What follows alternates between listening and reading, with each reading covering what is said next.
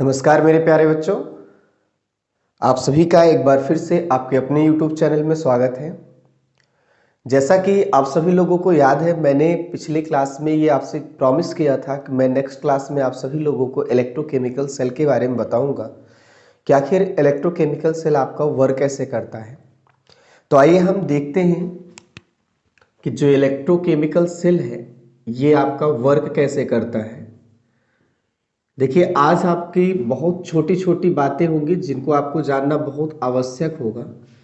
Electrochemical cell को हम सभी लोग हिंदी में बोलते हैं वैद्युत रासायनिक सेल। आज हमें ये समझना है कि ये आखिरकार वर्क कैसे करते हैं। देखिए, दो तीन बातें हैं, आपको इनको अच्छे समझना पड़ेगा।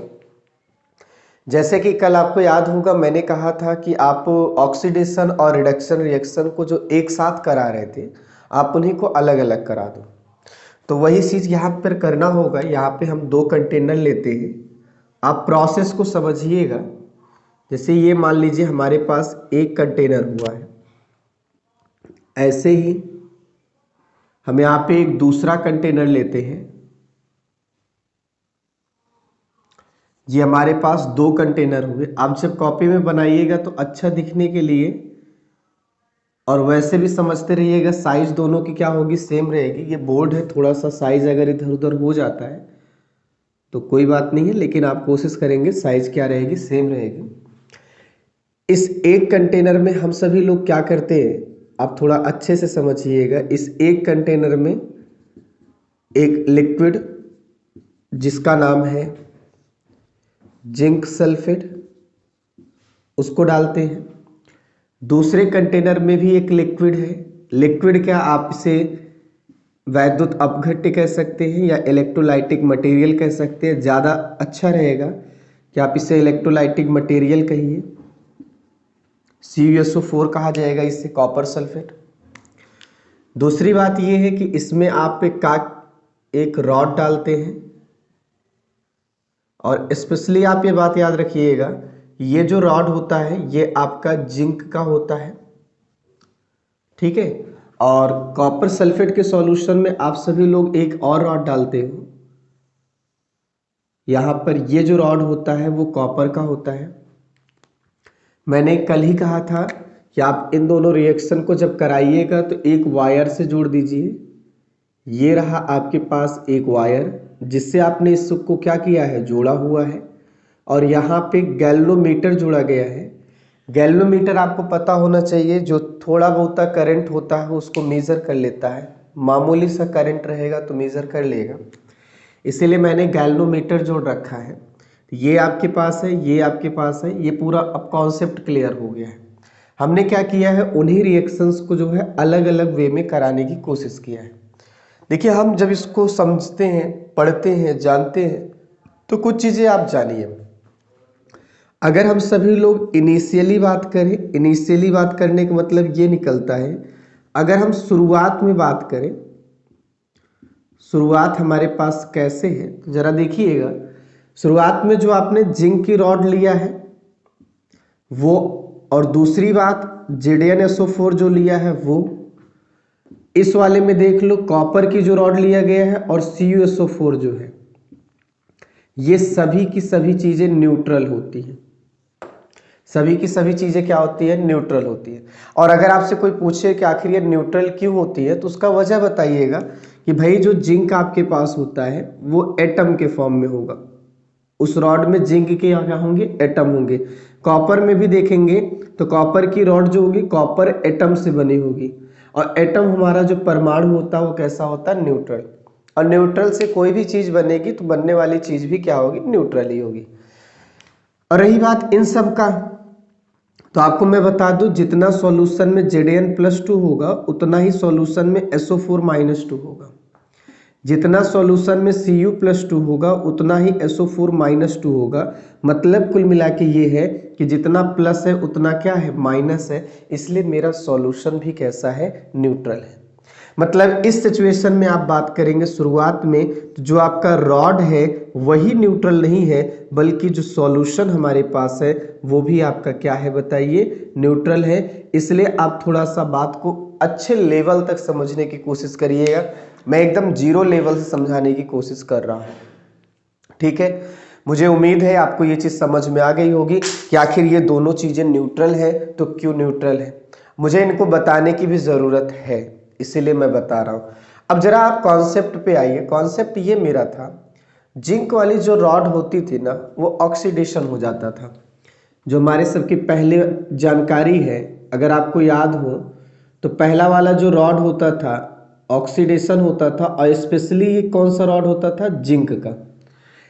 क्या होता था, देखो जिंक का रॉड है, आर फॉर रॉड है, ये 2 इलेक्ट्रॉन क्या करता है, निकालता है, तो Zn+2 बनता है, और ये Zn+2 सॉल्यूशन में जाता है और ये 2 इलेक्ट्रॉन रॉड पे छोड़ देता है।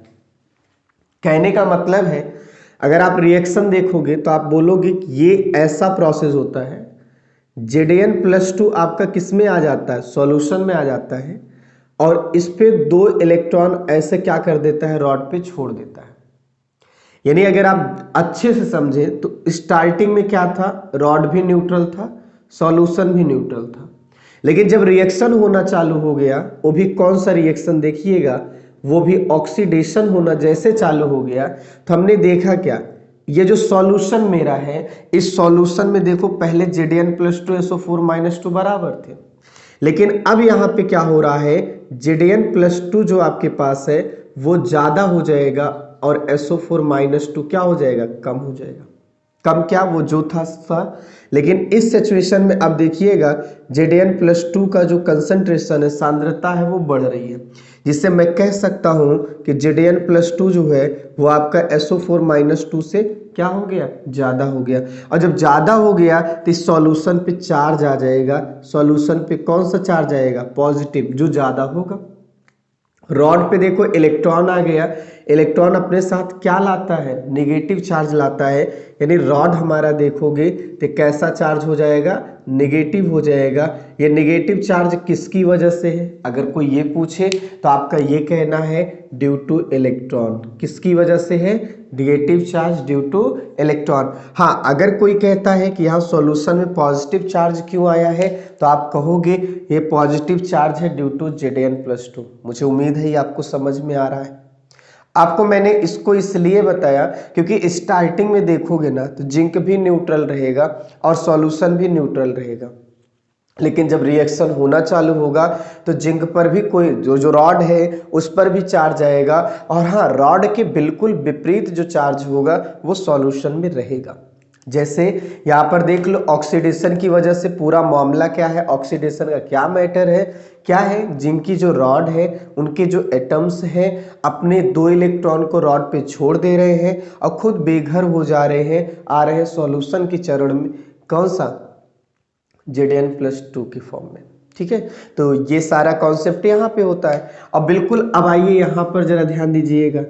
कॉपर वाले देखो, हमने आपसे कहा भी था वहां पे क्या फिनोमेना होता है, रिडक्शन होता है। ये कॉपर वाले पे आपको कराना है। रिडक्शन का मतलब Cu+2। अगर नजर घुमाइए तो Cu+2 आपका कहाँ पे है, सॉल्यूशन में है। SO4-2 भी कहाँ है, सॉल्यूशन में है। तो ये सॉल्यूशन में लिख देता हूं। ये क्या करता है, 2 इलेक्ट्रॉन को ले लेता है और ये आपका Cu में बदल जाता है। मैं फिर से कह रहा हूं, ये आपका जो इलेक्ट्रॉन जिंक की रॉड पे आया है वो इलेक्ट्रॉन ऐसे ही जाता है, बात को समझिएगा, और वो इलेक्ट्रॉन ऐसे जाके जो है इस कॉपर पर आ जाता है, और यहाँ का Cu+2 इलेक्ट्रॉन को लेने के लिए कहाँ चला जाता है, इस रॉड पे चला जाता है। ये जो इलेक्ट्रॉन्स आ रहे हैं जो जिंक ने दिया हुआ है, ये Cu+2 उन इलेक्ट्रॉनों को ले लेता है, यानी इलेक्ट्रॉन इसको कहाँ पे मिलते हैं, रॉड पे मिलते हैं। लेके जब न्यूट्रल हो जाता है तो कॉपर जैसा बन जाता है। कॉपर जैसा बनने का मतलब इसी पर चिपक जाता है, इसी पर क्या होता है, चिपक जाता है। यानी कॉपर ये आपका कहाँ मिलता है, रॉड पे मिलता है। मतलब अगर हम सही तरीके से बात करें तो इस सिचुएशन में ये कह सकते हैं यहाँ पर जो वेट होगा वो घट रहा है, लेकिन यहाँ पर जो वेट होगा वो बढ़ रहा है। बात को समझने की कोशिश करिए। यानी इस सिचुएशन में जो रॉड हमारा है उसका वजन क्या होगा, कम होगा, क्योंकि इसमें से कट कट के निकल रहा है।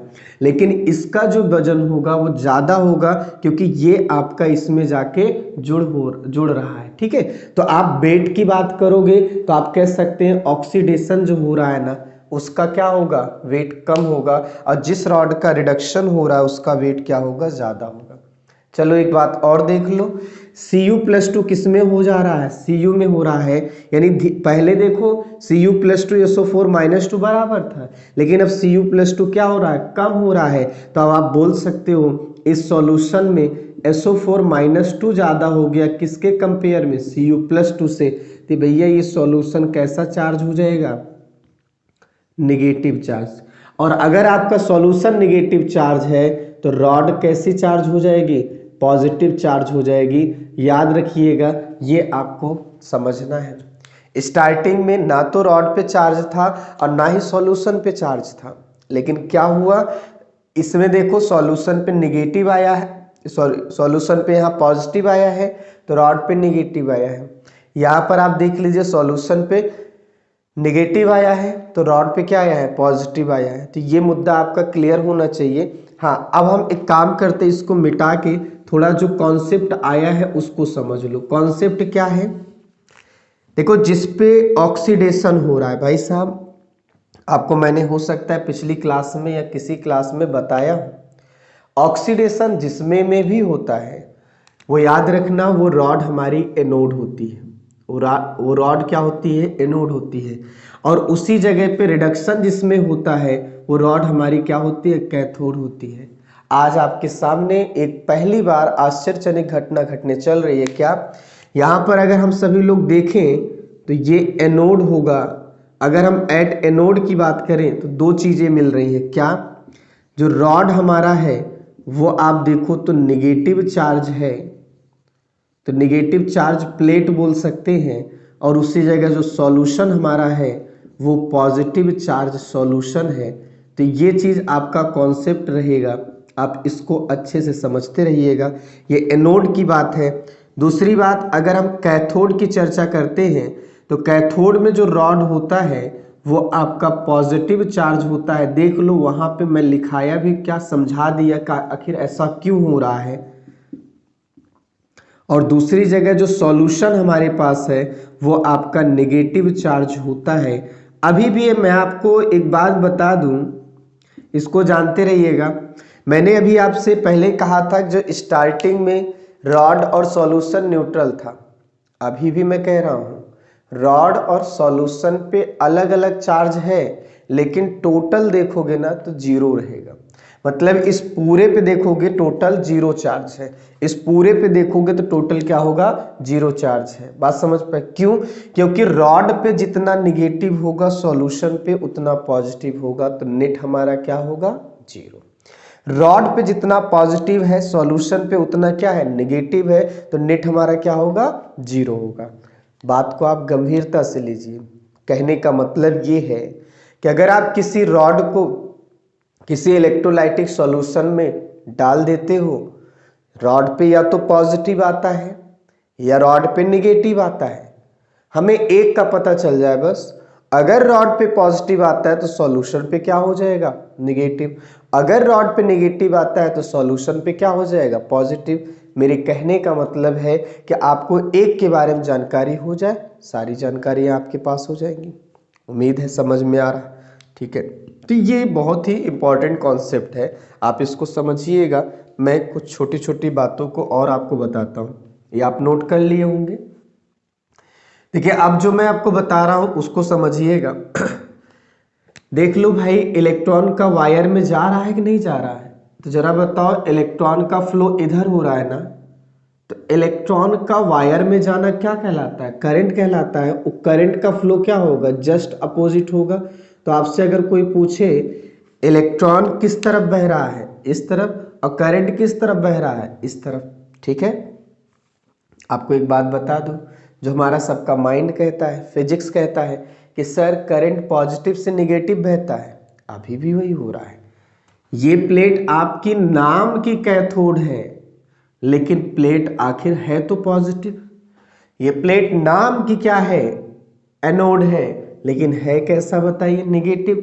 तो करंट मेरा फ्लो किया ना पॉजिटिव से क्या, नेगेटिव। घबराइए मत, किसी भी नियम को तोड़ा नहीं जाएगा, आपको अच्छे से समझ में आ जाएगा। ठीक है, ये कॉन्सेप्ट समझे, इसका वेट कम होगा और इसका वेट क्या होगा, बढ़ेगा। अब आपको कुछ इसी में छोटी छोटी बातें बता रहे जो हमारे लिए बहुत खतरे वाली बातें थी। खतरे वाली बात ये थी कि अगर अभी आपने देखा तो मैंने क्या बोला, यहाँ पे सॉल्यूशन में आपने देखा भाई कि पॉजिटिव चार्ज बढ़ रहा है। ये पॉजिटिव चार्ज इसी रॉड के चारों तरफ होगा। तो आपको मैं बता दूं, ये पॉजिटिव चार्ज जैसे जैसे बढ़ता जाता है ना, वैसे वैसे इलेक्ट्रॉन को जाने में मुसीबत आ जाती है। अब आप जरा देखिए, ये इलेक्ट्रॉन्स हैं जो छोड़ के गया था, कौन बताइए, जिंक ने। इसमें जब Zn+2 आया था, ये इलेक्ट्रॉन्स इधर चलेंगे। तो अब आपसे क्या कह रहे हैं, सॉल्यूशन का जो पॉजिटिव चार्ज है वो इलेक्ट्रॉन को अट्रैक्ट करने लगता है। स्टार्टिंग में तो इलेक्ट्रॉन जाता है, करंट आपको मिलती है, लेकिन कुछ समय बाद जब सॉल्यूशन में पॉजिटिव चार्ज धीरे धीरे बढ़ता चला जाता है, तो यहाँ का पॉजिटिव चार्ज इलेक्ट्रॉनों को जाने नहीं देता है। मतलब एक समय ऐसा आएगा यहां से इलेक्ट्रॉनों का जाना बंद हो जाएगा, क्योंकि इन इलेक्ट्रॉनों को ये पॉजिटिव खींच लेगा। बात समझ पाए। दूसरा यहां मैटर देख लो, ये इलेक्ट्रॉन इधर आ रहे हैं, सॉल्यूशन में भाई साहब नेगेटिव है। धीरे धीरे क्या होगा, कुछ टाइम के बाद देखोगे सॉल्यूशन पे ऐसे नेगेटिव की तादाद बढ़ती चली जाएगी, और ये इतनी ज्यादा संख्या में हो जाएंगे ना, इन इलेक्ट्रॉनों को रिपल करने लगेंगे। मतलब यहां तो इलेक्ट्रॉन जाने नहीं पाएगा और यहां इलेक्ट्रॉन आने नहीं पाएगा। अब आप बताओ यार क्या होगा, मतलब कुछ देर बाद सेल काम करना क्या कर देगा, बंद कर देगा, क्योंकि इलेक्ट्रॉन का आवागमन होता रहेगा तो सेल काम कर रहा है। लेकिन यहां तो इलेक्ट्रॉन ड्यू टू अट्रैक्शन, आप बोल सकते हैं यहां पर अट्रैक्शन की वजह से इलेक्ट्रॉन जा नहीं पा रहा है, और यहां पर जो है इस निगेटिव का इस निगेटिव में क्या लग रहा है, रिपल्सन लग रहा है और प्रतिकर्षण लग रहा है। प्रतिकर्षण की वजह से इलेक्ट्रॉन आ नहीं पा रहा है। मतलब हमारे पास कहना क्या है, सॉल्यूशन में जो चार्ज है, यही चार्ज जो है कुछ देर बाद रिएक्शन का होना ही बंद कर देंगे। सॉल्यूशन पे ये जो चार्ज है, यही चार्ज जो है इलेक्ट्रॉनों को जाने और आने में रोकेंगे, हेल्प नहीं करेंगे, उनको जाने और आने से रोक देंगे। जब इलेक्ट्रॉन नहीं जाएगा तो हम कहेंगे सेल डेड हो गया। सेल क्या हो गया, डेड हो गया। लेकिन साइंटिस्ट सोचा यार मैं इतना कुछ कर चुका हूं, 2 पल के लिए करंट मिले तो क्या मतलब है, हमें करंट ज्यादा मिले। तो एक ही उसको दिक्कत नजर आ रही थी, दिक्कत ये नजर आ रही थी सॉल्यूशन पे जो चार्जेस है।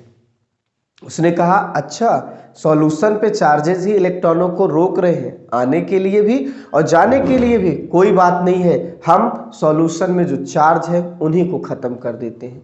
तो अब जरा सोचो, सॉल्यूशन में चार्ज को खत्म करने के लिए एक फंडा लगाया गया, और आप सभी लोग अच्छी तरीके से जानते होंगे, नाम भी सुने होंगे, नहीं सुने हैं तो सुन लीजिएगा।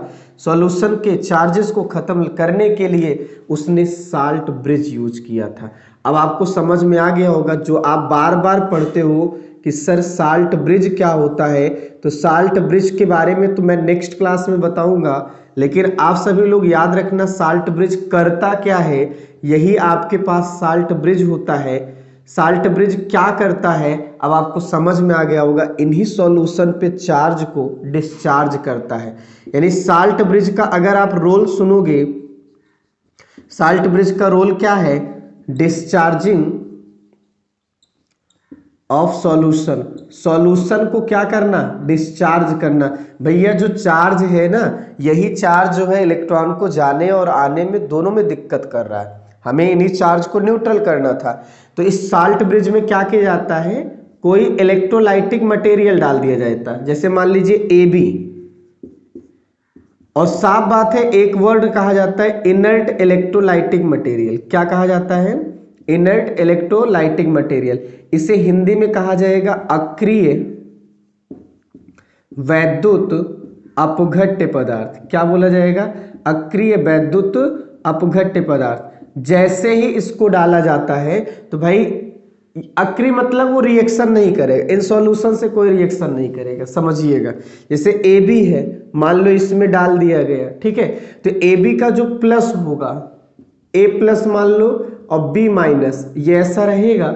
आपको मैं बता दूं, ये जो माइनस वाला है ना, वो किसकी तरफ आएगा, इसके प्लस को न्यूट्रल करने आएगा। कौन सा, माइनस वाला। माइनस को हम क्या कहते हैं, एनायन। सॉरी, माइनस को क्या कहा जाता है, एनायन। एनायन किसकी तरफ आएगा, इस सॉल्यूशन के प्लस को खत्म करने के लिए। केटायन आपका जो है इस सॉल्यूशन के नेगेटिव को खत्म करने के लिए आएगा, ठीक है। और याद करने का ट्रिक भी समझ लो यार, एनायन एनोड की तरफ आएगा, केटायन आपका कैथोड की तरफ आएगा, और ये सॉल्यूशन का चार्ज क्या हो जाएगा, खत्म हो जाएगा। और जब यहाँ सॉल्यूशन का चार्ज खत्म हो जाएगा तो इलेक्ट्रॉन जाएगा और यहाँ इलेक्ट्रॉन क्या होगा, आएगा, और मेरा सेल काम करना चालू कर देगा। मतलब साल्ट ब्रिज से क्या हो रहा है, सेल की लाइफ बढ़ जा रही है। सेल की लाइफ क्या हो जा रही है, बढ़ जा रही है। मैं नेक्स्ट क्लास में यही बात बताऊंगा कि आखिर जो आपका सेल होता है, ठीक है, ये लाइफ इसकी बढ़ाने वाला जो काम कर रहा है, साल्ट ब्रिज, ये कैसे काम करता है, कैसे बनता है, इन सारी चीज़ों के बारे में बताऊंगा। हाँ, थोड़ा सा मैं आपको एक नाम बता दूं, समझ लो। ये पूरा जो आपने अभी पढ़ा हुआ है ना, इसी को सेल कहा जाता है। और अगर हम बीचों बीच से इसे काट दें तो ये आपका हाफ सेल कहा जाएगा। क्या कहा जाएगा, हाफ सेल। और ये वाला भी क्या कहा जाएगा, हाफ सेल। इसका मतलब जब दो हाफ सेल आपस में मिलते हैं तब एक पूरे सेल का निर्माण होता है। और यही नहीं, सभी हाफ सेल का अपना अपना एक नाम है, आप इनको भी याद रखेंगे। जितने मैंने क्या बोला, ये कंप्लीट सेल हुआ, और इनके दो टुकड़े कर दो, एक इधर का और एक इधर का, ये भी आपका क्या हो जाएगा, हाफ सेल होगा। और ये भी आपका क्या होगा बताइए, हाफ सेल होगा। अब दोनों हाफ सेल का अपना अपना नाम है। जैसे इसका नाम है, भाई रिएक्शन हो रहा है ऑक्सीडेशन का, इसलिए इसे हम ऑक्सीडेशन हाफ सेल कहते हैं। दूसरी बात, इस पर चार्ज कैसा है देख लो, नेगेटिव चार्ज्ड है, तो negative charged plate half cell कहा जाएगा।